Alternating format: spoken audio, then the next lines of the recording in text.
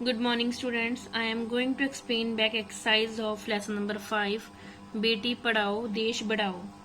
I already explained this poem in previous video. I hope you understood it. Now we will start back exercise of this chapter. So open your book at page number 36. First part. दी गई कविता की पंक्तियां पूरी कीजिए। अब कोई ना अनपढ़ होगा, सबके हाथों पुस्तक होगी। ज्ञान गंगा की पावन धारा सबके आंगन तक पहुंचेगी। ये लाइंस आपकी कविता से ही ली गई हैं। दिए गए प्रश्नों के उत्तर में सही निशान लगाइए। अब सबके हाथों में क्या होगी?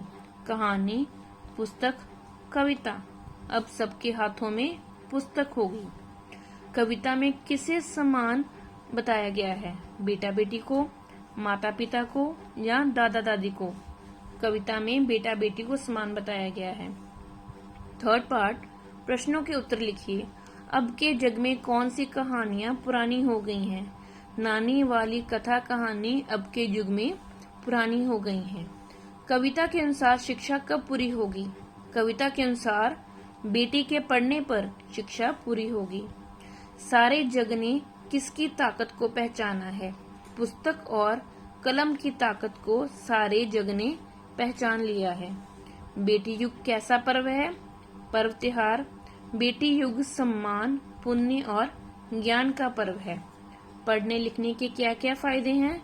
पढ़ने लिखने से हर विषय का ज्ञान मिलता है और हमारे में आत्मविश्वास बढ़ता है। आत्मविश्वास मीन्स कॉन्फिडेंस। अंतरिक्ष में जाने वाली भारतीय मूल की दो बेटियों के नाम लिखिए। कल्पना चावला और सुनीता विलियम।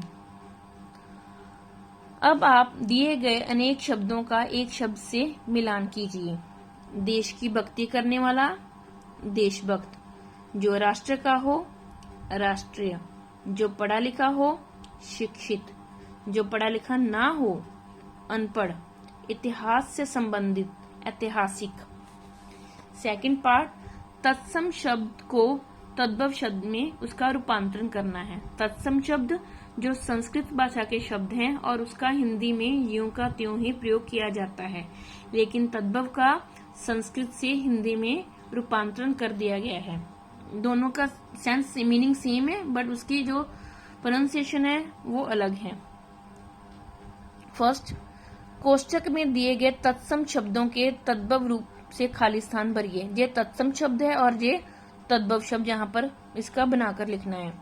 लड़कियां अपनी मेहनत से हर डैश को आसान बना देती हैं। कार्य, कार्य तत्सम है और इसका तद्भव रूप क्या है? काम। मीन्स ये संस्कृत वर्ड है और ये हिंदी का वर्ड है। लड़कियां डैश मिटाती हैं। अंधकार, अंधेरा। बेटी डैश की लक्ष्मी होती है। ग्रह, घर। दोनों का मीनिंग सेम ही है। ग्रह भी घर होता है और घर तो घर होता ही है। तो देन ग्रह का क्या आएगा? घर। वह अपने डैश से सारे काम कर लेती हैं। हस्तों, हस्तों मीन्स हाथों। वह डैश में दीप जलाती है। रात्रि, रात्रि मीन्स रात। ये वाले संस्कृत के वर्ड है और ये हिंदी के वर्ड है। थर्ड पार्ट, ऊपर दिए उदाहरणों के आधार पर नीचे दिए शब्दों के बहुवचन रूप लिखिए। कलम, कलमें। पुस्तक, पुस्तकें। आंख, आंखें। झील, झीलें। नदी, नदियां। बेटी, बेटियां। खुशी, खुशियां। कहानी, कहानियां।